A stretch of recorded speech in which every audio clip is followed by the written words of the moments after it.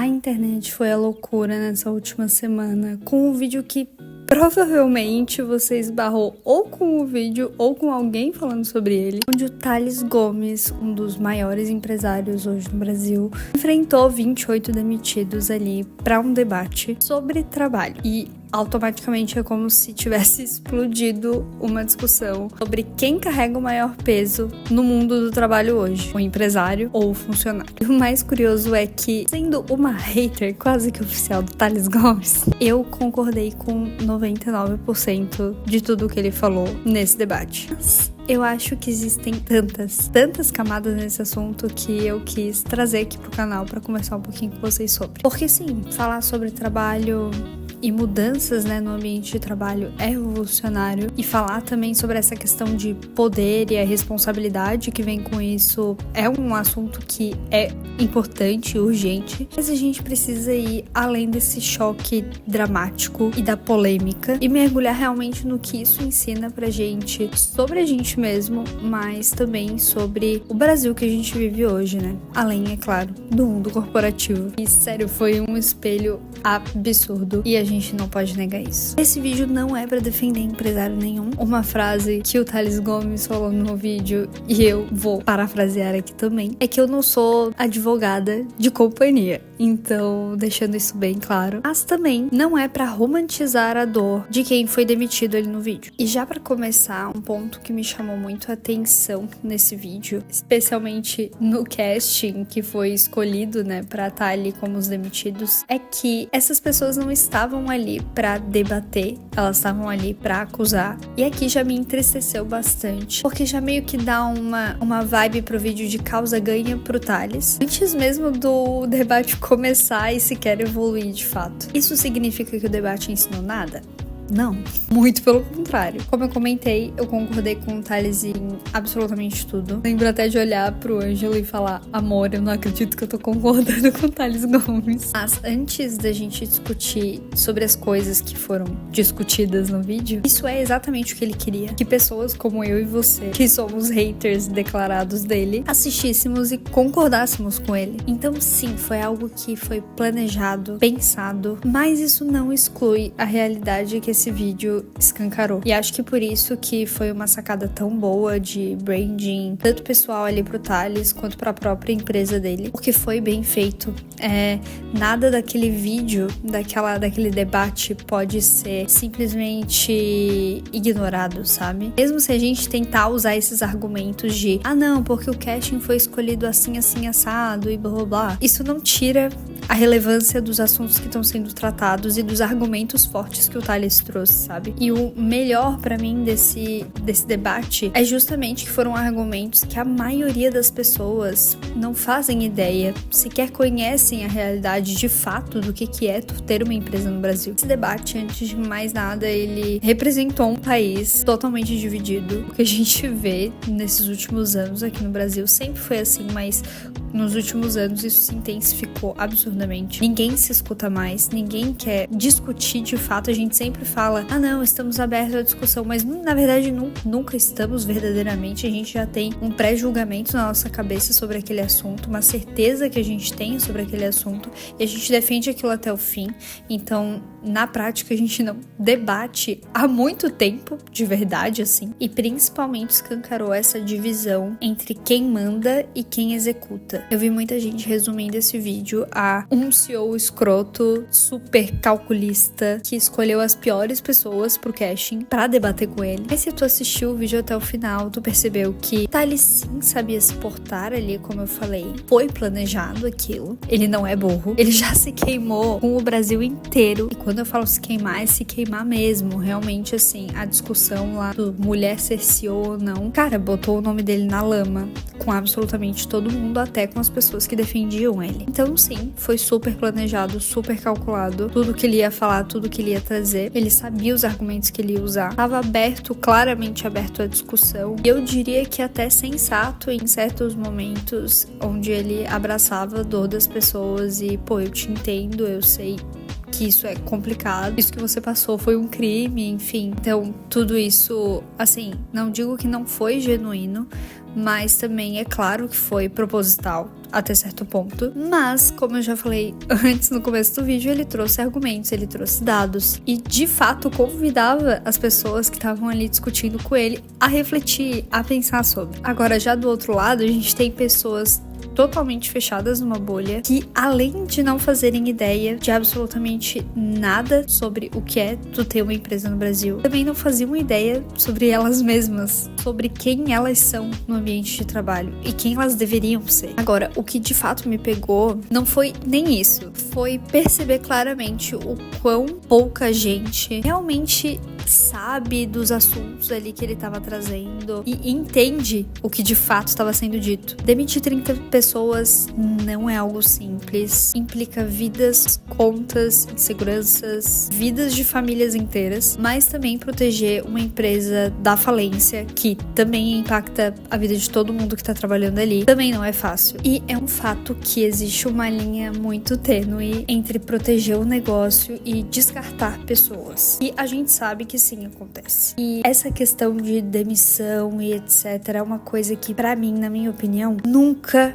vai satisfazer 100% dos dois lados, assim. Sempre vai ter um lado que vai ficar bolado, prejudicado de alguma forma. Até mesmo nesses casos que os líderes, eles dão os feedbacks, eles dão treinamentos, dão tudo possível pra pessoa melhorar de fato e não precisar vir a ser demitida, as pessoas vão sair arrasadas, mesmo até nesse cenário perfeito que até as próprias pessoas falaram ali no vídeo. E é totalmente normal. Ninguém quer ser demitido, ninguém gosta de ser rejeitado. Ainda mais uma cultura que a gente, literalmente, o trabalho é a nossa vida, e mesmo que a gente fale que não, na prática, é isso que bota comida na mesa, é isso que nos possibilita ter dinheiro pra viajar e ter todos os nossos desejos pessoais atendidos, sabe? Então, não tem como negar que tu ser demitido é como se, principalmente pra algumas pessoas, e eu me incluo nessa, como se tu negasse a pessoa que tu é, entendeu? É como se tu negasse tudo aquilo que tu se esforça tanto pra ter. Então,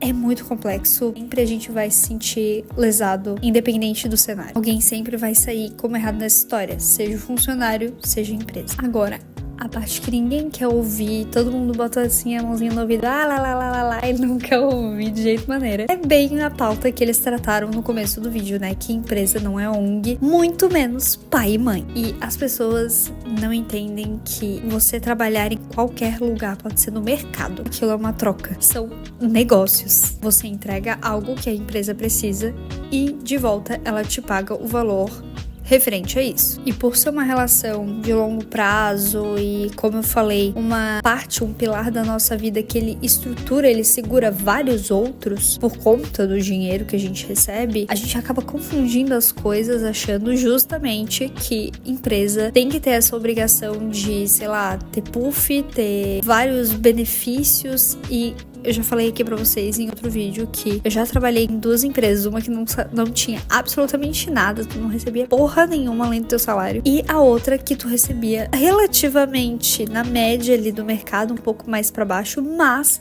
tu ganhava almoço, tu ganhava estacionamento de graça, tu ganhava tudo, absolutamente tudo, assim. E quem as pessoas mais reclamavam era justamente na empresa que dava tudo. Então existe essa confusão entre essa percepção de trabalho, essa relação, né? O que é essa relação de trabalho? Agora, se tu se sente explorado, que não tá sendo valorizado, ou que não tem espaço pra crescer, você tem todo o direito de pegar as suas coisinhas e buscar outro emprego. Isso é uma coisa que o Thales bateu muito, porque é uma coisa que às vezes a gente, que é básica, e a gente esquece de que a gente decide a empresa que a gente vai entrar ou não. Não é o caso, eu sei que existem. E outra coisa que as pessoas confundem também, que eu acho importante de frisar, é que sim, existem pessoas que passam necessidade e qualquer oportunidade de receber dinheiro é válida. Só que a gente também confunde que não é o caso da maioria das pessoas que estão discutindo na internet sobre isso. A maioria do caso dessas pessoas não é isso. São pessoas realmente que, por ver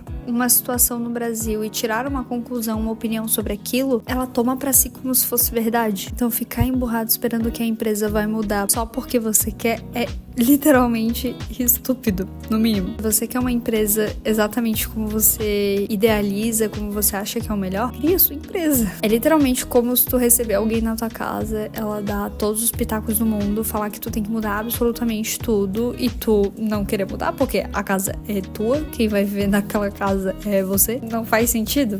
Não é justo a gente querer que a empresa, o dono da empresa principalmente, né, que criou aquela empresa, idealizou aquela empresa, abra mão daquilo que ele acredita, das coisas que ele, enfim, acha certa, tu concordando ou não, pra fazer as tuas vontades, exclusivamente as tuas vontades. A gente também precisa ter o mínimo de senso aqui. Infelizmente o vídeo mostra isso, sabe? Gente magoada com a forma que foi tratada, o que é totalmente válido, mas que não estavam ali pra ouvir, elas só queriam apontar o dedo. A real é que esse vídeo me fez perceber, assim, uma coisa que eu já percebia, mas meio que confirmou a minha visão de que a maioria das pessoas nunca teve acesso aos bastidores de uma empresa. E não é o que a gente acha que é os bastidores de uma empresa, não. Nunca souberam o que é fluxo de caixa, lucro líquido, contrato PJ, contrato CLT. As pessoas não fazem ideia do que é realmente o contrato CLT.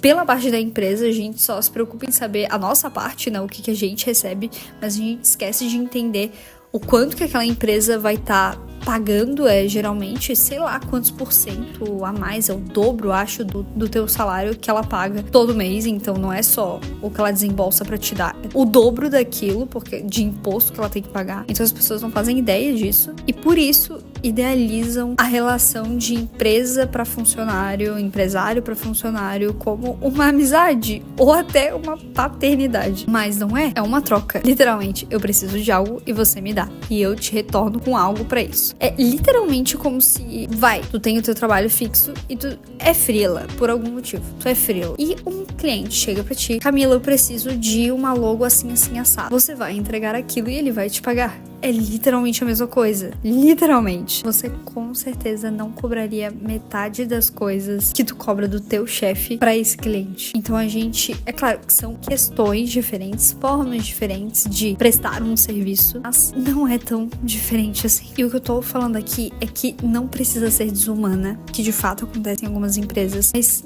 não vai ser romântica essa relação, como 90% das pessoas imagina e deseja. E como eu já falei também, nada tira o peso emocional e até social de uma demissão, mas também não dá o direito da empresa carregar pessoas, literalmente peso morto, pessoas que infelizmente eu não preciso mais do teu serviço por N motivos. Não faz sentido ficar carregando essas pessoas. É a mesma coisa que a Netflix aumentar pra R$100 a mensalidade. Pô, tá muito caro. Não faz mais sentido pra mim. Mas a Netflix continua tendo o direito dela de cobrar o quanto ela quiser sobre aquele serviço. Da mesma forma que você tem total direito de procurar outro streaming mais barato e que atenda o que tu precisa. É isso. Só isso. Agora, pra gente finalizar, uma coisa pra deixar bem clara. Thales Gomes é uma pessoa controversa e polêmica. Sim, mas ele sabe fazer dinheiro, ele é um ótimo empresário, sabe se posicionar e sabe argumentar. A gente não pode negar isso, gostando dele ou não. E nesse debate, os argumentos dele foram super válidos e super fortes. Até mesmo a posição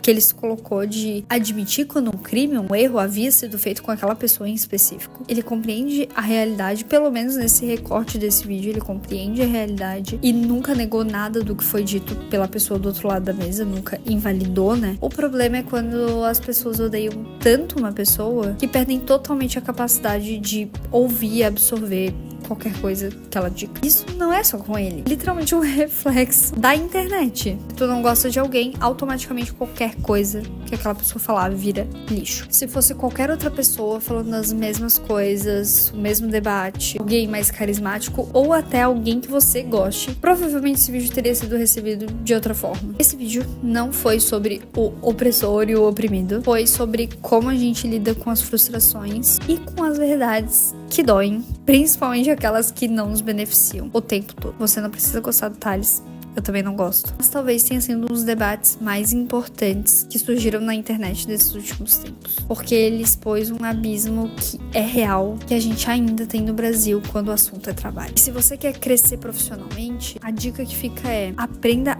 a ouvir até as pessoas que você não gosta. Porque às vezes a verdade vai sair da boca errada, mas continua sendo a verdade. Se tu curtiu o vídeo, deixa o like, não esquece de compartilhar com algum amigo que pode curtir esse papo e se inscreve. Te vejo no próximo vídeo.